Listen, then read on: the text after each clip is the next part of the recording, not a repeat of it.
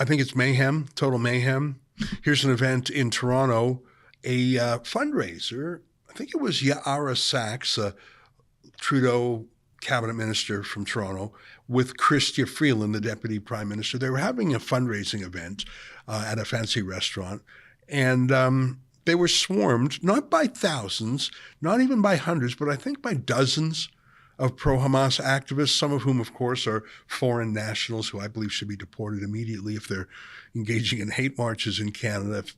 Go back and do that where you came from. That's not the Canadian way. But if they're Canadian citizens, I think that they should be denounced.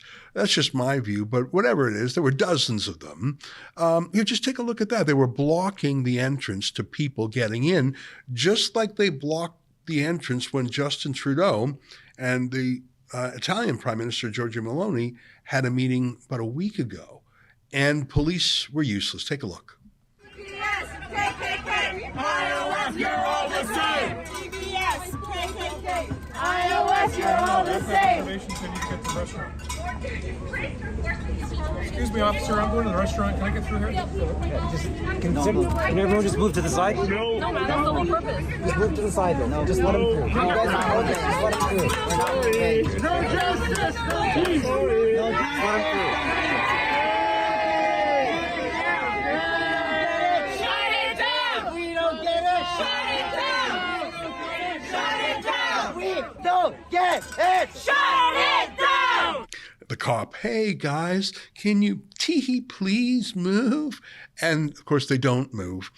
I'm not quite sure where these timid vegetarian police were during the lockdowns, during the pandemic, when they had batons, when they shot our reporter Alexa Lavoie with a riot gun and hit her with sticks, when they threw Tamara Leach in jail without a trial for 49 days. Where were these timid, useless cops back then? Can you guys please move? No?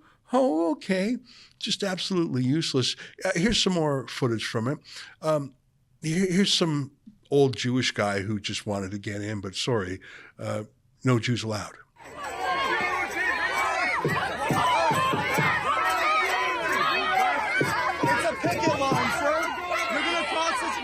It's not a picket line. There's a genocide! You have the right to protest.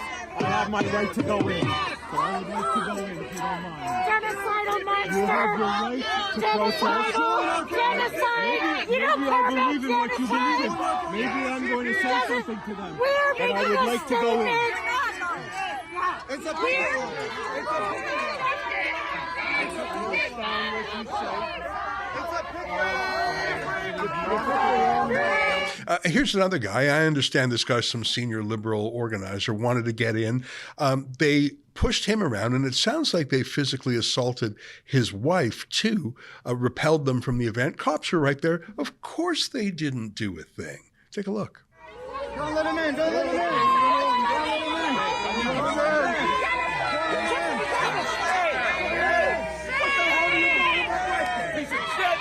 I'll fucking kill you, man! What's that? Don't touch my wife! Choice of words. I don't give a shit! Don't touch my fucking wife! Don't touch me. Your hands on me. Put your hand up. You got that? Unbelievable!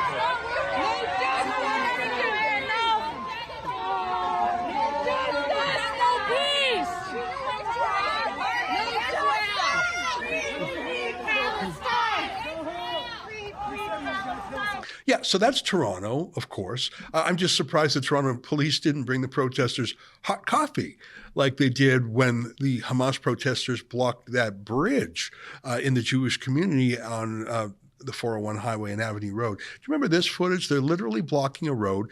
There was no military or political or diplomatic nature to this road. It was just a Jewish neighborhood. So Hamas thought they would block the Jews. Remember this? The cops bringing them hot coffee? Take a look. I told them they can't come back, otherwise he would have said, okay, I understand. Okay, I'll just ask just so. Sorry, it's the person with the vest. Jihad? Yeah, that's Toronto's police. There's Toronto, and Montreal was even worse, if you can believe it. Here they are chanting Allah Akbar at a Jewish school. Akbar! Allah Akbar! Allah Akbar!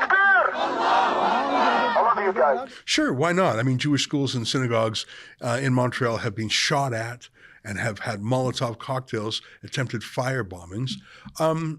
Here's some footage from a Jewish synagogue, just a synagogue. There's no political aspect to it. It's a very old synagogue. It's the site of a protest, a pro-Hamas protest. You could see some Jews there with the Israeli flags, and I think there's some Canadian flags too. And they're singing "O Canada." And then you have the Hamas protesters chanting "Free Palestine" and "FUCK Canada." Take a look.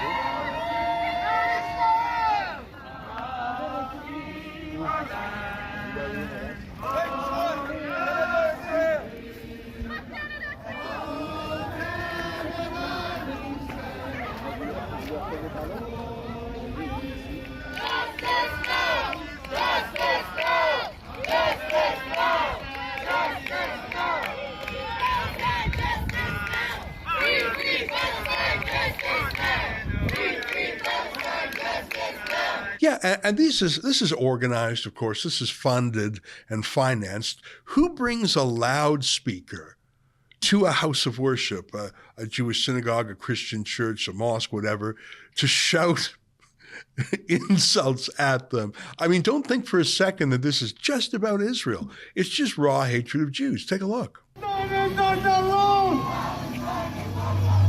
Silence, silence, you were right!